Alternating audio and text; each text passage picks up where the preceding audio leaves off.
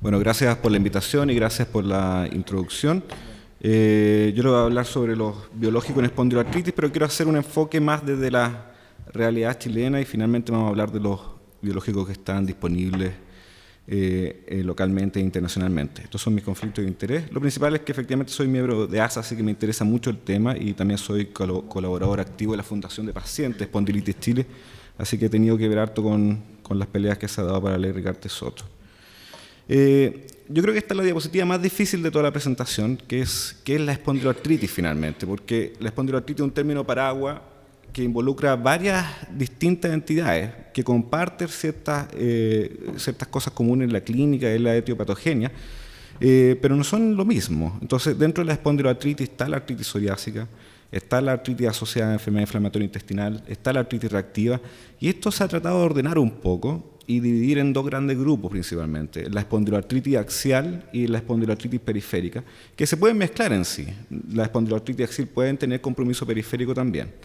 Entonces, la espondiloartritis axial son las que afectan la columna, obviamente, y la enfermedad como clásica dentro de este grupo es la espondilitis anquilosante, en que se forma una fusión, para decirlo en forma fácil, de los cuerpos vertebrales y los pacientes quedan muy limitados con una deformidad de su columna muy, muy severa.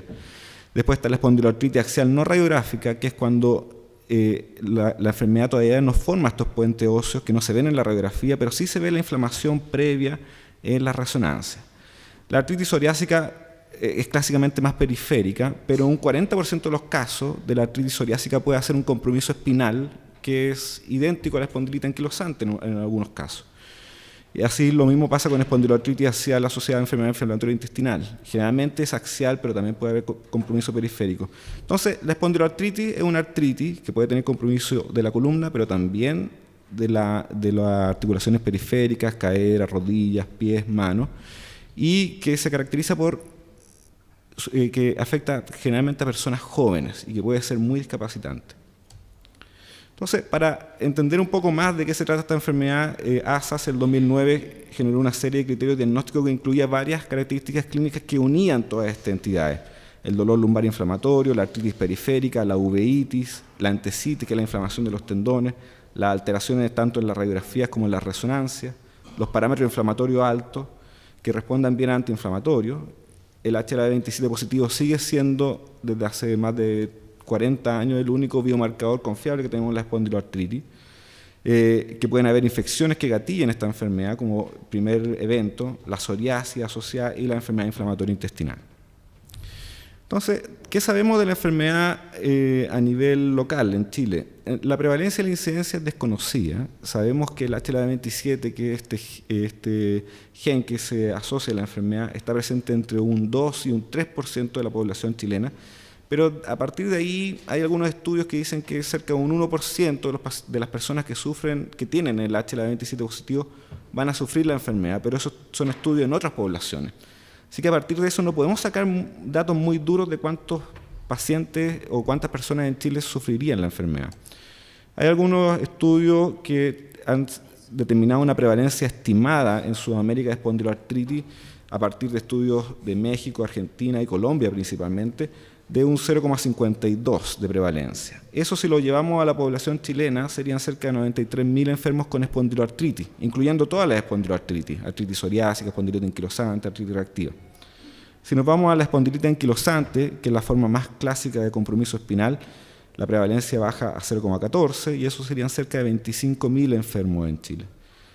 Y la artritis psoriásica, hay algunos datos un poquito más actualizados, pero lo que tenemos en Sudamérica más duros son de 0,07 de prevalencia, y eso serían cerca de 12.000 enfermos. Pero todos son estimados, nos faltan estudios chilenos para tener una prevalencia y datos epidemiológicos locales más certeros que nos permiten generar políticas de salud pública mejores. ¿Qué tenemos de estudios en Chile? Está el Respondia, que es el Registro Iberoamericano de Espondiloartritis, que durante el 2006 y 2017 en 5 centros evaluaron a un poquito más de 100 pacientes, 109 pacientes. La mayoría hombres, jóvenes, de 42 años, más de 40% con compromiso axial y periférico a la vez, y solo con compromiso axial cerca del 36%. En este grupo, uveitis se presentaba en casi el 20%, enfermedad inflamatoria intestinal en cerca del 6%, y acá no se describe separadamente cuántos tenían psoriasis, pero cabe destacar que en este año, el 2006-2007, cerca del 40% de estos pacientes tenían incapacidad laboral y cerca del 30% de esta incapacidad laboral era permanente. Esto puede estar explicado porque en ese momento menos del 5% de los pacientes tenían acceso o recibían biológicos. ¿Por qué motivo? Estamos hablando de cerca de 10 años atrás. Y mantenían una actividad medida de la enfermedad medida por VASDAI que era alta. Cuando este valor es sobre 4 se considera que la enfermedad está activa. Una gran parte estaba recibiendo corticoides, metotrexato y sulfasalacina, que cuando hay compromiso axial de la columna no tiene mayor rol. Y la gran mayoría sí estaba recibiendo antiinflamatorios que sí tienen un rol bastante positivo, pero probablemente el grado de discapacidad se debe a que estos pacientes no tenían acceso a los medicamentos que necesitaban. Datos más recientes tenemos de la Fundación de Pacientes de Chile, de Fundación Espondilitis Chile, que el año pasado publicó su registro nacional en el Congreso Chileno de Reumatología. Ahí 432 pacientes ingresaron a la página web de la fundación y se registraron algunos datos que son interesantes. La mitad de las personas que se registraron eran mujeres, más del 60% reportaban ya tener cambios físicos por la enfermedad. Cerca del 30% de los que se registraron, esto ya estamos hablando del 2017, estaban usando biológicos. De todas maneras, un porcentaje importante no estaban trabajando producto de la enfermedad. Cuando vemos a un grupo de estos pacientes, se le hizo contestar una encuesta que mide actividad de la enfermedad, que es el VASDAI, y los resultados fueron bastante malos. Se considera que el VASDAI como un punto de corte de 4 hacia arriba de una actividad alta, ellos tenían de 7,3 en promedio.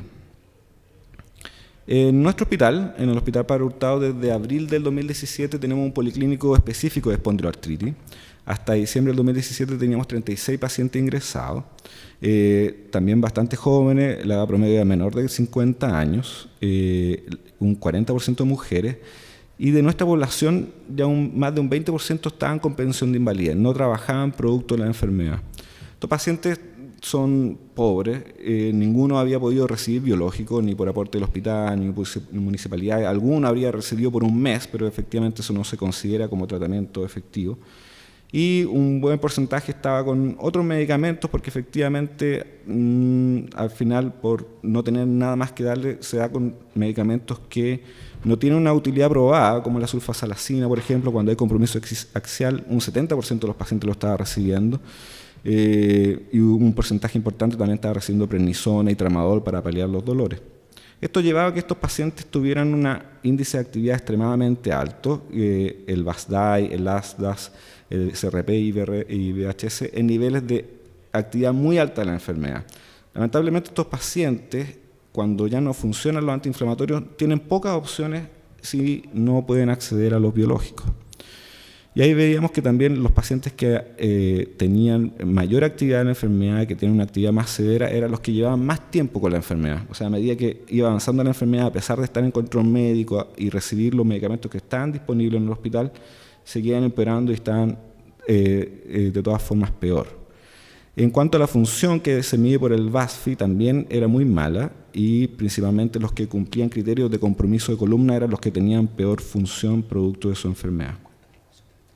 Cuando comparamos los datos chilenos con la literatura internacional, podemos ver que nuestros pacientes en promedio tienen índices de actividad mucho mayores. Por ejemplo, acá vemos lo de nuestro hospital comparado con lo reportado en series de Argentina, Colombia y México en Latinoamérica, y en el resto del mundo, en estos estudios que se hicieron globales, que incluyeron más de casi 4.000 pacientes.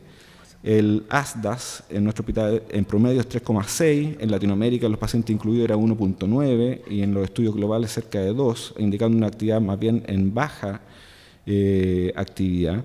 Y en Latinoamérica en promedio un 34% de los pacientes recibían biológicos, en los estudios globales 43%. En la serie que tenemos en nuestro hospital ninguno, y en el estudio que era un poco más antiguo, del 2008, menos de un 5%. Entonces, lamentablemente los pacientes chilenos la están pasando mal con la espondiloartritis porque no podemos aplicar los esquemas de tratamiento actuales simplemente porque no tenemos acceso a los medicamentos en la mayoría. ¿Y qué pacientes van a necesitar el tratamiento? Efectivamente, los pacientes con compromiso axial, hay un porcentaje importante que se considera en los estudios globales cerca de un 40% que van a andar bien con antiinflamatorios solamente y pueden nunca requerir biológicos, y eso se considera que es cerca de un 40% de los pacientes. Pero eso nos deja un porcentaje importante, cerca del 60% de pacientes que no tienen otra opción salvo los biológicos, que, como ya se ha mencionado durante toda las charlas de este día, son muy caros. Entonces, no podemos hacer un tratamiento como tratamiento por objetivo de llegar a una remisión de la actividad o al menos actividad baja de la enfermedad si no tenemos acceso a las terapias.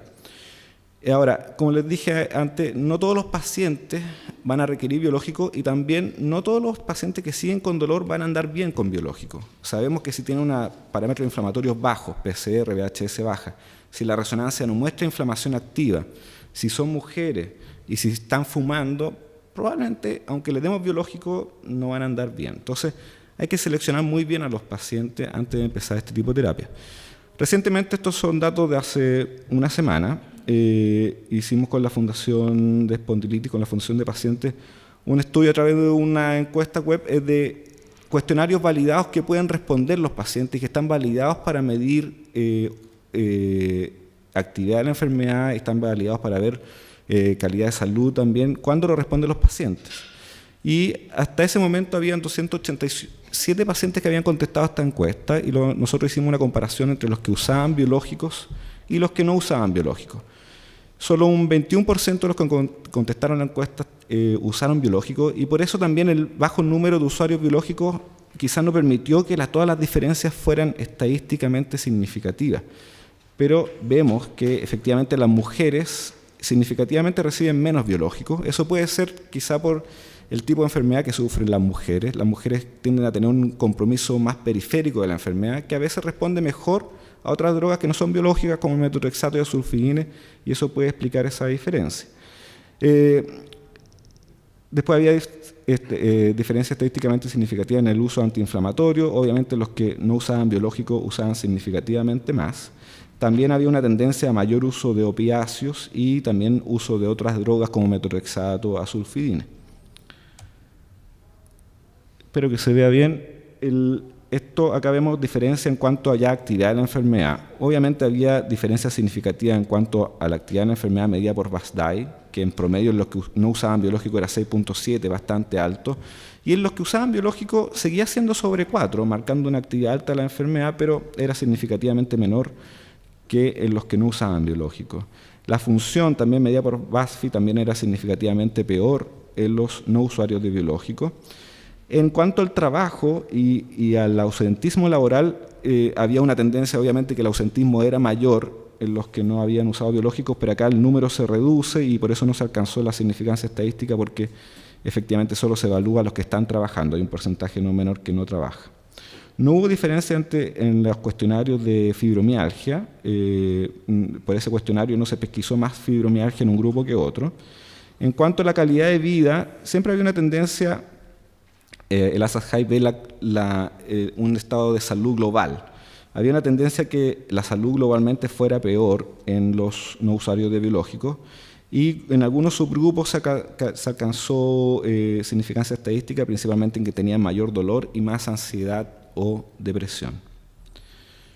Entonces, cuando ya llegamos al paciente que no tiene otra salida que biológico, ¿cuál vamos a ocupar? Hay dos grupos principales en la espondiloartritis, uno son los anti-TNF y el otro son los inhibidores de la interleuquina 17A. En los inhibidores de TNF está el adalimumab, certolizumab, etanercept, golimumab, infliximab, que todos tienen una respuesta similar en los estudios, pero no se han realizado estudios head-to-head que lo comparen en la misma población uno contra otro, no se ha hecho, pero en global parecieran tener una respuesta similar y cuando uno va a elegir uno sobre otro, uno no se va por la respuesta, sino por las manifestaciones extraarticulares que tienen los pacientes. Hay algunos que sirven mejor para la uveitis, otros más para la enfermedad inflamatoria intestinal, pero no por la respuesta. Más recientemente están los inhibidores de interleuquina 17A, dentro de ellos el que está disponible acá en Chile es secukinumab, que ha mostrado una respuesta en los estudios bastante buena. En espondilitis anquilosante quizá un poco menor que los anti-TNF, pero sigue siendo buena. Se han reportado en los estudios pivotales sí que se exacerba la enfermedad inflamatoria intestinal y también la uveitis, así que efectivamente los pacientes que tienen enfermedad inflamatoria intestinal o problemas oculares no son los mejores candidatos para secukinumab. Y hay otro inhibidor de interleuquina 17A que está en estudio, que es el ixekizumab. Otras drogas, otros biológicos que se han intentado, los bloqueadores de interleuquina 12, interleuquina 23, como ustekinumab, también parecen ser de utilidad, pero aparentemente menor que los anti-TNF y los bloqueadores de interleuquina 17. Los bloqueadores de interleuquina 1, como anakinra, han habido pocos estudios y los resultados han sido mixtos, algunos sin ningún efecto y otros con poco efecto, pero los estudios son pequeños y la verdad que no se usa tradicionalmente. El bloqueo de interleuquina 6, tocilizumab y saralimumab se han intentado en la espondiloartritis, pero en el único subgrupo en que se ha visto que puede tener utilidad en los pacientes que fallan a anti-TNF y que tienen predominante la enfermedad periférica, no axial. Los inhibidores de la coestimulación de células T, como la abatacept, en un estudio abierto pequeño no tuvo efecto, y rituximab, hubo un estudio pequeño, pero que mostró eficacia en los que no habían recibido anti-TNF, en los que ya habían fallado anti-TNF no se vio que funcionara, pero un estudio pequeño y la verdad no se siguió esa línea de estudio. Un poco más prometedores son los fármacos sintéticos dirigidos, que, como la Premilas, que está aprobado hace años ya para la artritis psoriásica, pero que en espondilita anquilosante no mostró eficacia, y el tofacitinib, que ya está aprobado desde el año pasado para artritis psoriásica y que prontamente también debería estar aprobado para otros tipos de espondiloartritis y que se ve como una alternativa prometedora para los pacientes que necesitan algo más que los antiinflamatorios y que pueden tomar algo como oral. Los estudios preliminares muestran una buena eficacia en espondilitis anquilosante y en espondiloartritis asociada a enfermedad inflamatoria intestinal también, así que tofacitinib se ve como una opción que va a estar pronto no solo para artritis psoriásica, sino también para los otros tipos de espondiloartritis. Todos esos estudios se basan en respuesta clínica, y la respuesta clínica entre todos esos estudios parece buena. Pero hay pacientes que efectivamente no les importa mucho el dolor, sino que no les importa quedar inválidos. Y ahí uno tiene que ver los factores de riesgo para que este paciente vaya a quedar con una discapacidad importante y que tenga una progresión de daño radiográfico, que las vértebras se sigan anquilosando. Entonces sabemos que si son HLA-27 positivos, si tienen los parámetros inflamatorios elevados, si están inflamados activamente en la resonancia y si fuman, es más probable que tengan progresión radiográfica. Si inicialmente solo tienen daño en la resonancia y no en la radiografía, un 5 a 12% progresan hacia enfermedad radiográfica en 2 años. Esto aumenta si la resonancia muestra inflamación activa y ahí ya un 20% en 5 a 8 años va a progresar, va a tener daño radiográfico. Pero sabemos que un 15 a 20% nunca tendrán sacroiliitis radiográfica. Entonces, todos esos marcadores y algunos que probablemente vamos a tener en el futuro nos van a permitir personalizar más la enfermedad. Quizá pacientes que necesiten solo control de dolor porque probablemente su enfermedad no va a progresar hacia una anquilosis. Y eso es una de las cosas que tenemos que mejorar a futuro. Y cuando al paciente le preocupa, nosotros decimos, ¿tiene riesgo de avanzar la parte radiográfica? ¿Qué agente vamos a utilizar? Los anti-TNF hasta ahora no han demostrado que detengan la progresión radiográfica. No se ha demostrado que la anquilosis se detenga utilizando anti-TNF como migra, etanercept, salvo hasta ahora en un grupo de artritis temprana, que se pesquisa la enfermedad en los primeros 3 meses y se empieza agresivamente el tratamiento con anti-TNF. En ellos se ha demostrado que se podría retrasar el avance radiográfico en 4 a 4 años, pero no en otros pacientes. Los antiinflamatorios sí han demostrado parar la progresión radiográfica, pero solo en uso continuo en dosis altas. Si el paciente usa solamente el antiinflamatorio cuando tiene dolor, probablemente la progresión radiográfica va a seguir. Últimamente, yo diría el último año, ha aparecido que hay un rol más importante en la progresión radiográfica de interleuquina 23, 22 y 17, y el secukinumab, como inhibidor de interleuquina 17, pareciera tener un rol mayor en la inhibición de la progresión radiográfica, y incluso la FDA hizo hace poco un statement de que inhibe la progresión radiográfica. Si uno se va al dato de los estudios, es bastante preliminar para establecerlo tan firmemente como hizo la FDA, pero es algo que está por probarse y parece prometedor al menos. ¿Cuáles son los riesgos? Obviamente ya se ha hablado un poco en todas las presentaciones de riesgo, así que no voy a extenderme en los riesgos de la terapia biológica, pero sí pareciera que las infecciones son menos frecuentes con los anti-TNF en espondiloartritis que en artritis reumatoide. Así vemos estudios en adalimumab que el riesgo de infecciones serias son de 1,4 por 100 pacientes años versus 4,6 en artritis reumatoide y 2,8 en artritis psoriásica.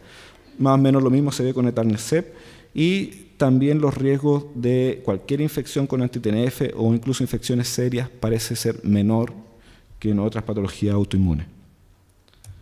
Entonces, los biológicos efectivamente han cambiado la vida de muchos enfermos, pero hay desafíos, principalmente en Chile el acceso. También qué pasa en los pacientes que tienen falla o mala tolerancia a los anti-TNF, cuáles son las opciones además de la anti-interleuquina 17. El hacer una terapia medida del paciente, si estamos preocupados solo del dolor o de la progresión radiográfica. Aún nos falta más experiencia de vida real, principalmente acá en Chile con secukinumab, ya está acumulándose, pero nos falta un poco más. Y los fármacos sintéticos que vienen como el tofacitinib, baricitinib y de esa familia que yo creo que van a cambiar bastante el esquema y las opciones terapéuticas que tenemos con estos pacientes. Gracias.